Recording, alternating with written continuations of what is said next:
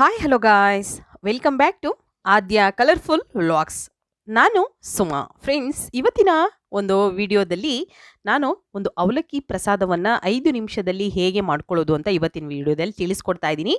ಕೃಷ್ಣ ಜನ್ಮಾಷ್ಟಮಿಗೆ ವಿಶೇಷವಾದ ರುಚಿಯಾದ ಸಿಹಿ ಅವಲಕ್ಕಿಯನ್ನು 5 ನಿಮಿಷದಲ್ಲಿ ತಯಾರಿಸಿ ತಿಂದರೆ ಖಂಡಿತ ಇದರ ರುಚಿ ಮರೆಯೋದಿಲ್ಲ. ತುಂಬಾ ಟೇಸ್ಟಿಯಾಗಿ ಈಸಿಯಾಗಿ ಈ ಒಂದು ಪ್ರಸಾದವನ್ನು ನೀವು ತಯಾರಿಸ್ಬೋದು. ಸೊ ಈ ಒಂದು ಅವಲಕ್ಕಿ ಪ್ರಸಾದವನ್ನು ತಯಾರಿಸೋದಕ್ಕೆ ಮೊದಲನೇದಾಗಿ ನಾನಿಲ್ಲಿ ಅವಲಕ್ಕಿಯನ್ನು ತೊಗೊಂಡಿದ್ದೀನಿ. ಗಟ್ಟಿ ಅವಲಕ್ಕಿ. ನಾವು ಮನೆಯಲ್ಲಿ ಯಾವಾಗಲೂ ಕೂಡ ಇದನ್ನು ನಾವು ಅವಲಕ್ಕಿ ಒಗ್ಗರಣೆ ಮಾಡಬೇಕಾದ್ರೆ ಉಪಯೋಗಿಸ್ತೀವಿ. ಸೊ ಆ ಒಂದು ಗಟ್ಟಿ ಅವಲಕ್ಕಿಯನ್ನು ತೊಗೊಂಡಿದ್ದೀನಿ. ಪೇಪರ್ ಅವಲಕ್ಕಿ ಬರುತ್ತೆ. ಸೊ ಆ ಪೇಪರ್ ಅವಲಕ್ಕಿ ಈ ಒಂದು ರೆಸಿಪಿಗೆ ಚೆನ್ನಾಗಿರೋದಿಲ್ಲ.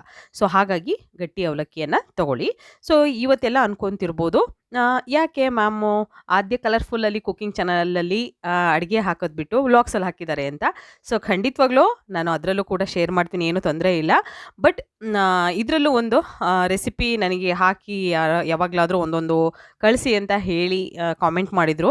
ಸೊ ಹಾಗಾಗಿ ನಾನು ಕೆಲವೊಂದು ರೆಸಿಪಿಗಳನ್ನು ಇದರಲ್ಲಿ ಶೇರ್ ಮಾಡಬೇಕು ಅಂತ ಅಂದ್ಕೊಂಡಿದ್ದೀನಿ.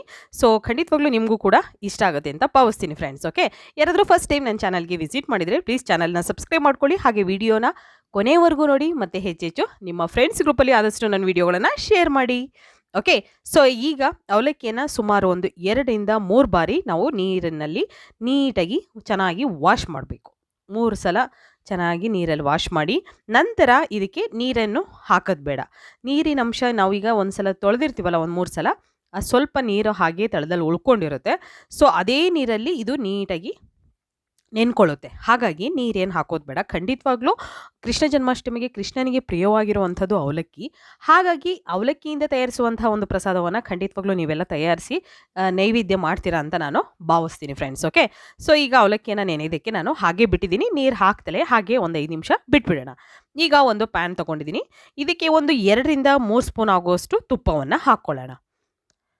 ತುಪ್ಪ ಇದ್ದರೆ ಉಪಯೋಗಿಸಿ, ಇಲ್ಲ ಅಂತಂದರೆ ನೀವು ಅಡುಗೆ ಎಣ್ಣೆ ಕೂಡ ಉಪಯೋಗಿಸ್ಬೋದು. ತುಪ್ಪ ಹಾಕೋದ್ರಿಂದ ತುಂಬಾ ಒಂದು ಒಳ್ಳೆ ಟೇಸ್ಟನ್ನು ಕೊಡುತ್ತೆ ಪ್ರಸಾದಕ್ಕೆ ಅಂತ ಅಲ್ವಾ. ಸೊ ಹಾಗಾಗಿ ತುಪ್ಪ ಹಾಕಿದ್ರೆ ಚೆನ್ನಾಗಿರುತ್ತೆ ಅಂತ ಅಷ್ಟೇ.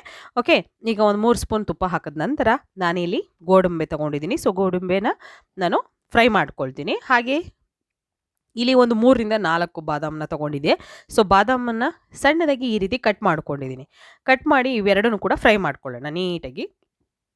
ತುಪ್ಪದಲ್ಲೇ ನಾನು ಫ್ರೈ ಮಾಡ್ಕೊಳ್ತಾ ಇದ್ದೀನಿ. ಇದಕ್ಕೆ ದ್ರಾಕ್ಷಿಯನ್ನು ಹಾಕಿದ್ರೆ ದ್ರಾಕ್ಷಿ ಬೇಗ ಉಬ್ಬಿ ಬಂದುಬಿಡುತ್ತೆ, ಅದು ಇವು ಫ್ರೈ ಆಗೋದಿಲ್ಲ. ಸೊ ಹಾಗಾಗಿ ಫಸ್ಟಿಗೆ ನಾವು ಯಾವಾಗಲೂ ಅಷ್ಟೇ ಡ್ರೈ ಫ್ರೂಟ್ಸ್ನ ನಾವು ಫ್ರೈ ಮಾಡಬೇಕು ಅಂದಾಗ ಏನು ಮಾಡಬೇಕು ಅಂದರೆ ಫಸ್ಟು ಬಾದಾಮ್ ಮತ್ತು ಗೋಡಂಬಿಯನ್ನು ಫ್ರೈ ಮಾಡ್ಕೋಬೇಕು. ಅದಾದ ನಂತರ ನಾವು ಬೇಕಿದ್ರೆ ಇದಕ್ಕೆ ದ್ರಾಕ್ಷಿಯನ್ನು ಹಾಕ್ಕೊಳ್ಬೋದು, ಅಥವಾ ಇದನ್ನು ತೆಗೆದ ನಂತರನೂ ಕೂಡ ದ್ರಾಕ್ಷಿ ಮತ್ತು ಬೇರೆ ಫ್ರೈ ಮಾಡ್ಕೋಬೋದು. ಸೊ ಇದನ್ನು ತೆಗೆದಿಟ್ಕೊಳ್ತೀನಿ ನಾನು. ಈಗ ತೆಗೆದಿಟ್ಟ ನಂತರ ದ್ರಾಕ್ಷಿಯನ್ನು ಹಾಕ್ಕೊಳ್ತಿದ್ದೀನಿ. ಸೊ ನನ್ನ ವ್ಲಾಗ್ಸ್ ಚಾನಲು ಇದು. ಸೊ ಇದರಲ್ಲಿ ವ್ಲಾಗ್ಸ್ ಕೂಡ ಖಂಡಿತವಾಗ್ಲೂ ಬಂದೇ ಬರುತ್ತೆ. ನಾನು ಈಗ ಕಂಟಿನ್ಯೂಯಸ್ ಆಗಿ ವಿಡಿಯೋಗಳನ್ನು ಶೇರ್ ಮಾಡಬೇಕು ಅಂತ ಅಂದ್ಕೊಂಡಿದ್ದೀನಿ. ದಯವಿಟ್ಟು ವಿಡಿಯೋಗಳನ್ನು ನೋಡಿ ಫ್ರೆಂಡ್ಸ್, ಹಾಗೆ ಶೇರ್ ಮಾಡ್ತಾ ಬನ್ನಿ ನಿಮ್ಮ ಫ್ರೆಂಡ್ಸ್ ಗ್ರೂಪಲ್ಲಿ ಆದಷ್ಟು ನನ್ನ ವಿಡಿಯೋನ. ಓಕೆ, ಸೊ ಈಗ ನೋಡಿ ದ್ರಾಕ್ಷಿಯನ್ನು ಕೂಡ ಹಾಕ್ಕೊಳ್ತಿದ್ದೀನಿ. ದ್ರಾಕ್ಷಿ ಕೂಡ ನಾನು ಫ್ರೈ ಮಾಡ್ಕೊಳ್ತೀನಿ. ಸುಮಾರು ವಿಷಯಗಳನ್ನು ನಿಮ್ಮ ಜೊತೆ ಶೇರ್ ಮಾಡ್ಕೊಳ್ಳೋದಿದೆ. ಖಂಡಿತವಾಗ್ಲೂ ವ್ಲಾಗ್ಸ್ ಚಾನಲಲ್ಲಿ ನನ್ನ ಎಲ್ಲ ಪರ್ಸನಲ್ ವಿಷಯಗಳು ಕೂಡ ನಿಮಗೆ ಬರುತ್ತೆ. ಖಂಡಿತವಾಗ್ಲೂ ನೀವು ಅದನ್ನು ಆದಷ್ಟು ಬೇಗನೆ ಒಂದು ವಿಡಿಯೋದಲ್ಲಿ ನೋಡ್ಬೋದು ಅಂತ ನಾನು ಭಾವಿಸ್ತೀನಿ. ನಂತರ ನೋಡಿ ದ್ರಾಕ್ಷಿ ತೆಗೆದಿಟ್ಟ ನಂತರ ಒಂದು ಅರ್ಧ ಕಪ್ ಆಗೋಷ್ಟು ಬೆಲ್ಲ ತೊಗೊಂಡಿದ್ದೀನಿ. ಬೆಲ್ಲನ ನಾವು ಅದೇ ತುಪ್ಪಕ್ಕೆ ಹಾಕ್ಕೊಳ್ತಾ ಇದ್ದೀವಿ. ನೋಡಿ, ಅದೇ ತುಪ್ಪಕ್ಕೆ ಬೆಲ್ಲವನ್ನು ಹಾಕ್ಕೊಂಡು ಕರಗಿಸ್ಕೊಳ್ತಿದ್ದೀನಿ. ನೋಡಿ ಈ ರೀತಿಯಾಗಿ.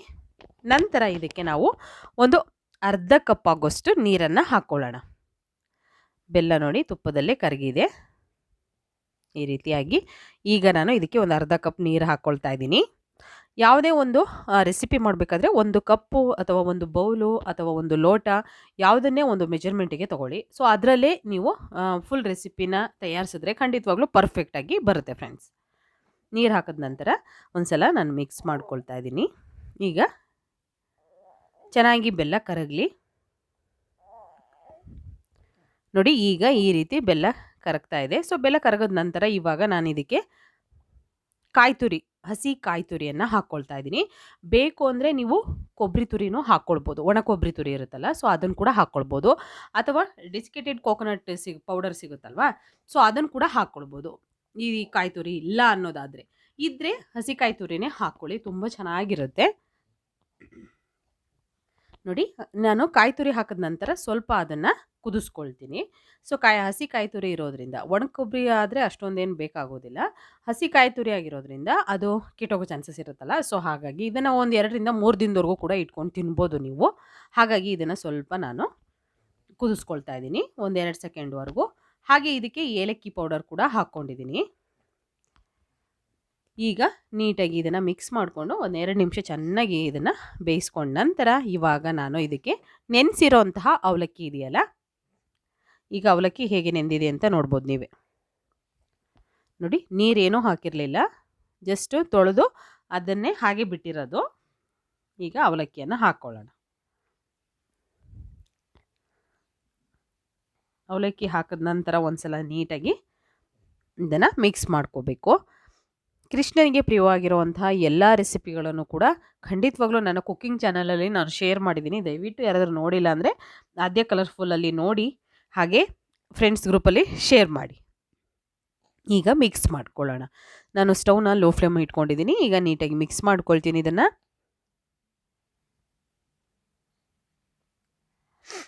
ಈಗ ನೋಡಿ ಈ ರೀತಿಯಾಗಿ ಮಿಕ್ಸ್ ಮಾಡ್ಕೊಳ್ಳೋಣ. ಸ್ವಲ್ಪ ಕುದಿ ಬರಬೇಕು ಇದು. ಈಗ ಅವಲಕ್ಕಿ ನೀಟಾಗಿ ನೆಂದಿರುತ್ತೆ, 1-3% ನೆಂದಿರುತ್ತೆ, ಸ್ವಲ್ಪ ಹಾಗೆ ಇರುತ್ತೆ. ಸೊ ಹಾಗಾಗಿ ಈಗ ನಾವು ಈ ರೀತಿ ಹಾಕಿದ ನಂತರ ಅದನ್ನು ನೀಟಾಗಿ ಒಂದ್ಸಲ ಮುಚ್ಚಿ ಅದು ಅರಳ್ಕೊಳೋದಕ್ಕೆ ನಾವು ಬಿಡಬೇಕಾಗುತ್ತೆ. ಈಗ ನೋಡಿ ಡ್ರೈ ಫ್ರೂಟ್ಸ್ನ ಹಾಕ್ಕೊಳ್ತಾ ಇದ್ದೀನಿ. ದ್ರಾಕ್ಷಿ, ಗೋಡಂಬಿ ಮತ್ತು ಬಾದಾಮಿ ಫ್ರೈ ಮಾಡಿರೋ ಅಂಥದ್ದನ್ನು ಹಾಕ್ಕೊಂಡಿದ್ದೀನಿ. ಹಾಕಿದ ನಂತರ ಒಂದ್ಸಲ ಮಿಕ್ಸ್ ಮಾಡಿಕೊಂಡು ಇದರ ಮೇಲೆ ಒಂದು ಮುಚ್ಚಳನ ಮುಚ್ಚಿ 1-2 ನಿಮಿಷ ಹಾಗೆ ಬಿಟ್ಬಿಡೋಣ. ಜಾಸ್ತಿ ಟೈಮೇನು ತೊಗೊಳ್ಳೋದಿಲ್ಲ, ಕೆಲವೇ ನಿಮಿಷಗಳಲ್ಲಿ ತಯಾರಾಗುವಂಥ ರುಚಿಯಾದ ಈ ಒಂದು ಅವಲಕ್ಕಿ ಪ್ರಸಾದ.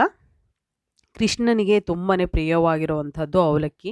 ಖಂಡಿತವಾಗ್ಲೂ ನೀವು ಈ ಕೃಷ್ಣ ಜನ್ಮಾಷ್ಟಮಿಗೆ ವಿಶೇಷವಾಗಿರುವಂಥ ರುಚಿಯಾದ ಸಿಹಿ ಅವಲಕ್ಕಿಯನ್ನು 5 ನಿಮಿಷದಲ್ಲಿ ತಯಾರಿಸಿ ಫ್ರೆಂಡ್ಸ್. ತುಂಬಾ ಟೇಸ್ಟಿಯಾಗಿ ಇರುತ್ತೆ. ಹಾಗೆ ಮಕ್ಕಳಿಗೂ ಕೂಡ ತುಂಬಾ ಇಷ್ಟ ಆಗುವಂಥ ಒಂದು ಸ್ವೀಟ್ ರೆಸಿಪಿ ಇದು, ಮತ್ತು ದಿಢೀರಾಗಿ ಮಾಡುವಂಥ ಒಂದು ಪ್ರಸಾದ ಅವಲಕ್ಕಿ ಸಿಹಿ. ಸೊ ಈ ಒಂದು ಅವಲಕ್ಕಿ ಸಿಹಿಯನ್ನು ನೀವು ಕೂಡ ಮನೆಯಲ್ಲಿ ತಯಾರಿಸ್ತೀರಾ ಅಂತ ಭಾವಿಸ್ತೀನಿ. ತಯಾರಿಸಿದರೆ ಹೇಗೆ ಬಂತು ಅಂತ ತಪ್ಪದೆ ಕಾಮೆಂಟ್ ಸೆಕ್ಷನಲ್ಲಿ ತಿಳಿಸಿ ಫ್ರೆಂಡ್ಸ್. ಓಕೆ, ಸೊ ರುಚಿಯಾಗಿರುವಂತಹ ಶುಚಿಯಾಗಿರುವಂತಹ ಅವಲಕ್ಕಿ ಪ್ರಸಾದ ನೀವು ಕೂಡ ತಯಾರಿಸಿ ಹೇಗೆ ಬಂತು ಅಂತ ತಿಳಿಸಿ. ನೋಡಿ ರೆಡಿಯಾಗಿದೆ. ಸೊ ಇವತ್ತಿನ ವಿಡಿಯೋ ಸ್ವಲ್ಪನಾದರೂ ಇಷ್ಟ ಆಗಿದರೆ ಚಾನಲ್ನ ಸಬ್ಸ್ಕ್ರೈಬ್ ಮಾಡ್ಕೊಳ್ಳಿ ಫ್ರೆಂಡ್ಸ್. ಹಾಗೆ ಲೈಕ್ ಮಾಡಿ ಮತ್ತು ಹೆಚ್ಚೆಚ್ಚು ಶೇರ್ ಮಾಡಿ. ಹಾಗೆ ನನ್ನ ಎಲ್ಲ ಯೂಟ್ಯೂಬ್ ಚಾನಲ್ಗಳನ್ನು ಒಂದ್ಸಲ ನೋಡಿ, ಡಿಸ್ಕ್ರಿಪ್ಷನಲ್ಲಿ ಆ ಚಾನಲ್ ಲಿಂಕ್ಗಳನ್ನು ಹಾಕಿರ್ತೀನಿ. ಎಲ್ಲ ಚಾನಲ್ಗಳನ್ನು ನೋಡಿ ಇಷ್ಟ ಆದರೆ ಚಾನಲ್ಗಳನ್ನು ಸಬ್ಸ್ಕ್ರೈಬ್ ಮಾಡ್ಕೊಳ್ಳಿ. ಹಾಗೆ ಲೈಕ್ ಮಾಡಿ ಮತ್ತು ಶೇರ್ ಮಾಡ್ತಾ ಬನ್ನಿ. ಓಕೆ, ತುಂಬಾ ರುಚಿಯಾಗಿರುವಂಥ ಈಸಿಯಾಗಿರುವಂಥ ಅವಲಕ್ಕಿ ಪ್ರಸಾದ ರೆಡಿಯಾಗಿದೆ. ಓಕೆ, ಇವತ್ತಿನ ವಿಡಿಯೋ ಇಷ್ಟ ಆಗಿದ್ರೆ ಸಬ್ಸ್ಕ್ರೈಬ್ ಮಾಡ್ಕೊಳ್ಳಿ. ಇವತ್ತಿನ ವಿಡಿಯೋನ ಇಲ್ಲಿಗೆ ಮುಗಿಸ್ತಾ ಇದ್ದೀನಿ. ಮತ್ತೆ ಇನ್ನೊಂದು ಹೊಸ ವಿಡಿಯೋ ಜೊತೆ ಬರ್ತೀನಿ. ಅಲ್ಲಿವರೆಗೂ take care, bye, see you friends.